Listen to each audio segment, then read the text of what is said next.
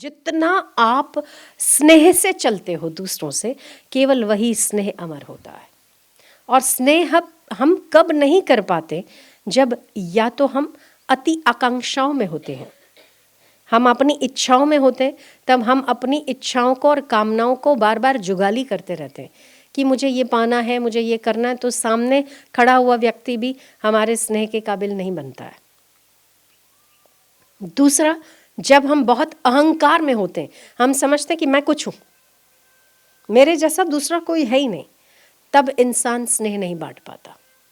वरना free of cost उसने तो चाय पिलाई, पर फ्री ऑफ कॉस्ट ये ऐसी चीज़ है, चाय, मिठाई, स्नैक्स, खाना पीना, हर चीज़ से अगर कुछ सस्ता है तो वो है आपका स्नेह, और हर चीज़ से कुछ महंगा है तो वो भी आपका स्नेह।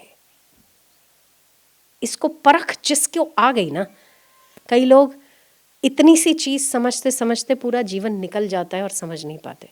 जीवन के अंत में जब ठोकरें खाते हैं, जब शरीर अस्वस्थ होता है, जब हमारे कभी बोले हुए का परिणाम हमारे शत्रुओं के रूप में हम जब सामने देखते हैं, तब हमें जाके पता चलता है कि हमने पूरे जीवन में कुछ नहीं किया। जो सस्ते में सस्ती चीज़ थी वही सबसे बड़ी महंगी कर दी। कुछ नहीं, आप सम्मान तो दे सकते हो किसी को, सम्मान के 2 शब्द तो बोल सकते हो, क्या जाता है आपके घर का।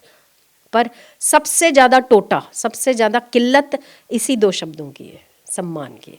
निंदा के शब्द तो आपको यत्र तत्र देखने को मिल जाएंगे।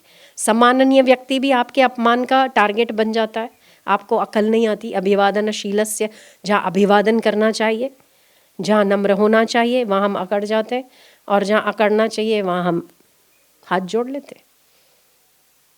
तो ऐसी व्यक्ति, ऐसा परिवार, ऐसा कुल, ऐसा देश, ऐसा राष्ट्र और ऐसी संस्थाओं का विनाश ही निश्चित होता है, जहां पर सम्माननीय व्यक्तियों का सम्मान ना हो और अपमानित होने वाले व्यक्तियों को सम्मान मिले, अयोग्य व्यक्तियों को योग्यता मिले, तब वहां इम्बैलेंस हो जाता है हर चीज, और फिर वो पतन के गर्त में चली जाती है।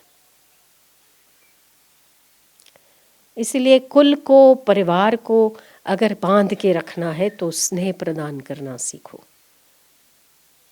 स्नेह से बोले हुए शब्द, हाँ कुछ होते हैं ऐसे टॉक्सिक लोग होते हैं जो आपकी अति कर जाते हैं, कभी आपकी निंदा के उसमें आपको नीचा दिखाना, आपकी हर चीज़ को उल्टा लेना, ऐसा अगर है और आपको लगता है कि वो कहीं कुछ ज़्यादा कर रहे हैं तो उसकी उपेक्षा कर दो। उपेक्षा सबसे अच्छा इलाज है। द्वेष पूर्वक नहीं, द्वेष नहीं, पर हृदय में प्रेम तो जरूर होना चाहिए। तो हमारे मंदिरों में देखिए, हमारे भगवानों के आगे देखिए, तो मीठा ही मीठा प्रसाद चढ़ता है। प्रसाद में मिलता भी मीठा है ताकि आप मीठे बने रहो। तो केवल वो प्रसाद ऐसे साकर या रामदाना ये जो मिलता है केवल इसीलिए नहीं कि केवल आप अपनी 2 इंच की जीभ का कुछ हिस्सा आप फील करो मीठा, नहीं, आपका हृदय मीठा रहे इसीलिए आपको मिठास दी जाती है। तो मीठा बांटने वाले के हाथ हमेशा मीठे ही रहते हैं, मिर्ची बांटने वालों के हाथ जलते ही रहते हैं, है ना। तो यदि आप सुगंधित रहना चाहते हैं तो चंदन बांटिए। चंदन का तिलक करने वाले व्यक्ति के हाथ में भी चंदन की खुशबू ही रहती है।